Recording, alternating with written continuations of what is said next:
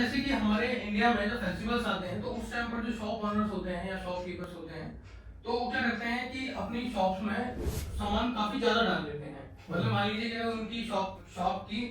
जो इंश्योरेंस है वो उनका 50 लाख का है, लेकिन सामान उन्होंने करीब डाल लिया 60 से 70 लाख का। तो उस समय पर ये शॉप इंश्योरेंस पॉलिसी कैसे कवर करती है? ये बहुत अच्छा सवाल है क्योंकि ये बहुत इंपॉर्टेंट है कि मोस्टली लोग इसी चक्कर में उनके क्लेम या तो कम सेटल होते हैं या नहीं सेटल होते हैं। आपको ये ध्यान रखना है, तो जब आप पॉलिसी बाय करें तो मैक्सिमम आप ये ध्यान रखें कि भाई मेरा साल भर में ना 50 लाख की पॉलिसी अगर आप ले रहे हो तो आप एक बार आपको लगता है कि मेरा एट अ टाइम या दिन साल में 2 या 3 बार फ्लक्चुएट करके 70 चला जाता है या कुछ चला जाता है, तो आप ना एक बार 70 की भी कोटेशन लो और 50 की भी लो और डिफरेंस देखो। अगर आपको नहीं है तो आपको एट एक्चुअल लेनी चाहिए, क्योंकि आईआरडीए की भी पॉलिसी का जो नियम है वो ये कहती है कि अगर आपका